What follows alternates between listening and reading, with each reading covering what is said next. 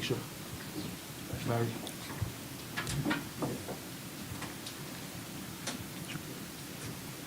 I don't know who they are. I don't know who they are. Oh, okay, so let's see. Okay. All right.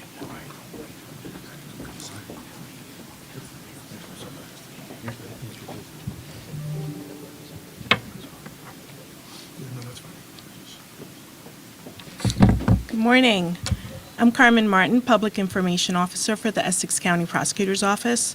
Speaking today are Essex County Prosecutor Theodore N. Stevens II, Newark Public Safety Director Emmanuel Miranda Sr., Newark Mayor Raz Baraka, and Essex County Sheriff Amir Jones. Also on the podium today, First Assistant Prosecutor Alex Albu, ECPO Deputy Chief of Investigators Paulo De Sousa, ECPO Sergeant Rashad Johnson, Newark Police Chief Sharonda Morris, and the Essex County Sheriff.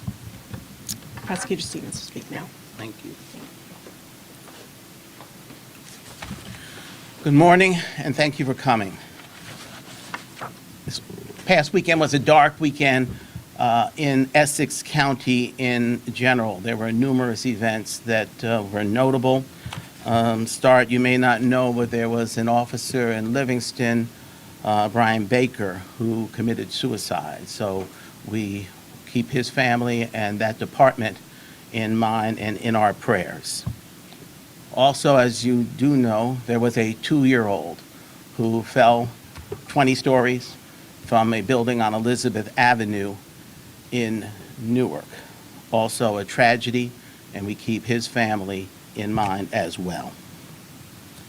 And third, there was a horrific shooting that occurred Saturday evening at approximately 7 p.m. in Newark. Police received a report of multiple shots fired in the area of the 300 block on Chancellor Avenue in Newark's South Ward. 5 individuals were struck, 2 were killed and pronounced at the scene. They are identified as a 10-year-old Jordan Garcia and 21-year-old Kaya May Scott. 3 other individuals were injured. There's an 11-year-old boy whose name is being withheld. He was the 10-year-old's brother, and he is in stable condition. There's a 19-year-old, Massey Rogers, who is in critical condition, and a 60-year-old Shepard Miller, who is in stable condition. Those victims are all at University Hospital. Now, our investigators are still canvassing and reviewing all videos and looking for all evidence at the scene. As you can tell, this is an active and ongoing investigation, and one which is extremely critical in that particularly critical time right now. These type of serious events are always disturbing, but this shooting, you need to know, is against the trend of downward crime nationally, statewide, and especially here in Essex County, and particularly here in the city of Newark. The stats say that homicides have decreased from the year 2022, a total of 81, down to this year where at this point in November, there are 38 homicides. So if we extrapolate that out for the rest of the year, that's more than still a 50% decrease in terms of homicides in the city of Newark. And obviously from a violent crime standpoint, that trend continues throughout as well.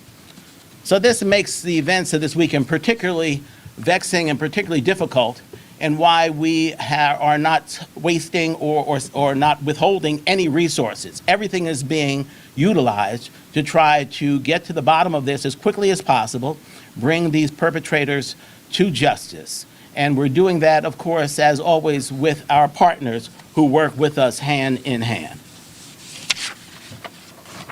Representing the city of Newark, we have several individuals who are going to speak. We want the mayor's coming first, Carmen? Is that going to be the mayor speak? So at this point, I'd like to ask to come to the podium, Mayor of the city of Newark, Raz Baraka. Thank you, Prosecutor. As the prosecutor pointed out, it was a particularly difficult weekend for us here in the city of Newark. Very terrible and tragic. Spoke about the 2-year-old who actually lived around the corner from there, lost his life falling from a building, and the kind of mass shooting we just had this past evening. Unfortunately, I was at the hospital that evening, and I, unfortunately, because of the level of sadness and grief, that the family showed at the hospital and everybody in the community was overwhelming. And then this morning, I just left Chancellor Avenue School with the Office of Violence Prevention and a couple of community groups. Just want to thank all of the community groups who showed up at Chancellor Avenue School, maybe 20 to 30 people in there helping console not just children but adults as well, and providing them social services at the same time. But watching kids come out of the classroom crying was very difficult for me.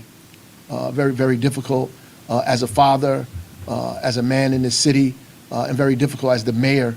As the prosecutor pointed out, we've been working tirelessly and endlessly to make sure violence is reduced in the city.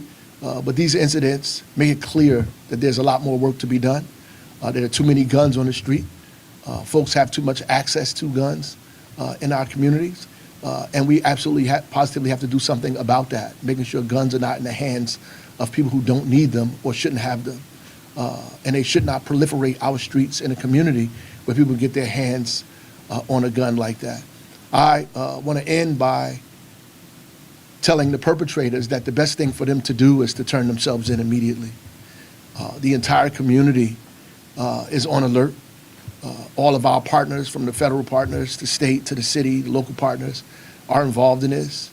All of our community groups and churches and religious institutions, all of our neighbors and family members who we've been talking to throughout the weekend, everybody is clear on what needs to happen, that these perpetrators need to turn themselves in immediately.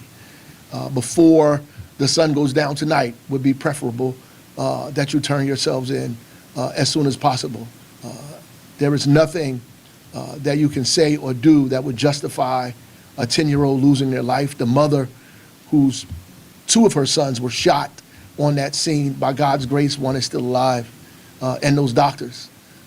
We are asking, in fact, we are demanding that you turn yourself in immediately, because the community is on alert and on lookout, and will make sure that justice is done in this community.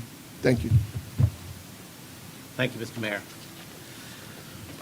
Our partners in this, as the mayor indicated, our federal, state, local partners have been extremely impactful over the years. That's what's helped contribute, and primarily responsible for contributing to this downward trend. Our primary partner on all this is always the Newark Police Division, and they are headed by our next speaker, Director Manny Miranda. Good morning, all. My name is Emmanuel Miranda. I'm the Public Safety Director in the City of Newark. I echo the sentiments of the mayor. This is not okay. This will never be okay. This is not normal. It will never be normal. That night was a very tragic night. My heart, condolences go out to the families of the shooting, of the homicide victims. To hear the yelling and the wailing of those mothers in the hospital is something that I would never forget. It was a tough time. The mayor, the prosecutor, the chief and I were there consoling the family. I have promised the families that we will not rest until these suspects are brought to justice. We have every federal partner that has reached out. The state police colonel has reached out, Pat Callahan. They are all willing to assist with this investigation. They are providing manpower. They are providing every technology that's available to us. We will not rest until these suspects are in custody. We plea out to the community. Please step up. Say something. You know something. Say something. You know it has to be somebody's family member, somebody's friend. Say something. We need your help. The mayor constantly repeats this almost at every graduation. There can't be no public safety without the public. So we need the public to step up and do the right thing and turn these people in to justice. We want to thank all our federal partners, our state partners, especially the Homicide Task Force that have been working nonstop since this time happened. So we want to thank you, and we'll continue with our partnership. Thank you very much. I wasn't prepared to speak in Spanish. Buenas tardes, soy el director de la seguridad pública de aquí de la ciudad de Newark. Estamos lamentando mucho lo que ocurrió el sábado, el 12 de noviembre, que 5 personas las 5 personas fueron disparados. Tenemos 2 homicidios, un niño que tiene 10 años y otra joven que tiene 21 años. Necesitamos la ayuda de la comunidad para traer estos sospechosos a juicio, a la justicia. Necesitamos su ayuda. Estamos trabajando con el fiscal de Essex County. Estamos trabajando con nuestros compañeros en el FBI y also con el ATF, que lo están ayudando con la investigación. Necesitamos su ayuda para traer estos sospechosos a la justicia. Gracias. Thank you. Don't ask me to do the same thing, please. And last but not least, we talked about our partners. No closer partner than here in Essex County. The Sheriff's Office we've worked in lockstep throughout on every endeavor. As you know, we've got used to be a new, now he's certainly a veteran at this point, Sheriff Amir Jones is going to come and speak, because while our plea is to have the public get involved, because you're seeing something and saying something is so important, sometimes you need a little bit more incentive, and we're blessed to be able to offer that at this point. Sheriff Jones. Good morning. Thank you, Prosecutor. First and foremost, my heart is with the victims recovering in the hospital, also with the families of the 10-year-old child and the 21-year-old woman who lost her life. What happened to them was beyond tragic. It is brutal. It is senseless. It is an attack on everything that this county and this city stand for. Their families are living through hell, and they deserve justice without delay, and they will get it. Now, to the individuals, what you did was cowardly, heartless, and unforgivable. You shattered families and shook an entire city. You proved nothing but your own weakness. So hear me clearly. We are coming. There is no hiding. There is no running. There is nothing that will change what's coming. There is no corner of this county, no block, no basement, no friend's couch that will keep you hidden. Turn yourselves in before we come knocking on your door. And trust me, you know the door won't slow us down. So to the community, we need you to step up. Someone out there knows something. This is your city, your neighborhood, your children. We are offering a reward for up to $10,000 with any information that will lead to an arrest. Do the right thing. Help us bring justice to these families. And to the families, we stand with you. We mourn with you. We will not rest until justice is delivered. Thank you. So the $10,000 reward offered by the Sheriff's Department is certainly going to be helpful, and hopefully getting some information that is going to be made available. So that's all we can say at this time, except just to, I guess, reiterate what has been said, that this is a heinous crime. It is something that's against the trend. The individuals involved know what they did. They know how senseless it was and how aggressive it was, and so they're going to be treated in the same manner. That's how we're coming for you, in a very aggressive, very direct manner. This is against the trend, and this is something that won't be tolerated by law enforcement anywhere, but especially here in Essex County. We're going to continue to do everything we can do to try on our end to make things better. The City of Newark has done a great job. The Office of Violence Prevention is here, and they have been instrumental in terms of creating a better nexus in the community. The Newark Police Division, as well as our partners, have done a great job just making sure that we get intel and arrest the right individuals. And so eventually we're going to come down to the real problem, which is too many guns on the street. So at that particular point, but we're going to exhaust every other resource till we get to that point. We've shown great improvement, as I've indicated, and the numbers indicate so far, and we're not going to rest until we get down to a zero sum with regard to this. So that's all we can say at this point. As I said, it's continuing investigation. So we will take a few questions if you have any. Yes, Prosecutor, you said you have surveillance video. Can you elaborate on what that is? Other than the fact that we have video, that's how these cases often are cracked. And so we canvass the area to find as much as possible. And so that's what is such a painstaking part of any investigation. These individuals, the part of the homicide task force, these men and women have been on that with no sleep, with no rest, basically, since the event happened. I haven't had the opportunity to meet with them Saturday night at the scene, and they're dedicated to turn over every rock to find the right evidence to take us to the perpetrators. Yes. From Ms. Smith from WABC, do y'all have any indication as to the motivation behind this, and potentially gang-related or random, or the targets that you already assigned?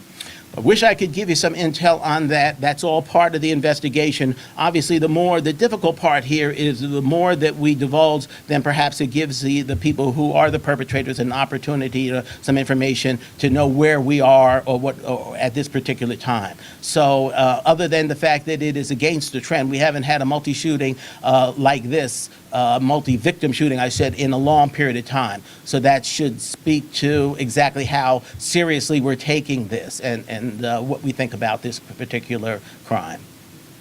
Warren, please follow. Can you confirm that there were multiple shooters, or is there just one person that shot? The shooter or shooters. Okay. So that'll tell you. This evidence, do you know if it was a drive-by shooting, or they were running, I do know that, yes. or they were in the car? I will not talk about that. That's part of the ongoing investigation. So all you'll say is that it's a gangster trend, not that they were involved in a gang? It's against the trend. I never used the way, yes, against. I'm sorry. I'm from East Orange. That's my accent.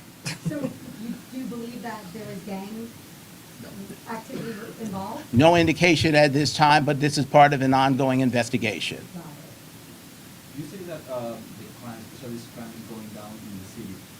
Are you afraid that this big issue happening is going to change the perception of people on the safety in the city? Always. I mean, I'm sure anybody who knows the history of urban America is you make 2 steps forward or 1 step back, or sometimes 1 step forward, 2 steps back. So there are always detractors who want to take one isolated incident and make it into a trend or something that is just not true. The facts speak for themselves, and that's where the numbers have gone over a multiple year period of time. So that is what makes our concentration on this particular crime so much more important, and why we're going to be as vigilant as we can.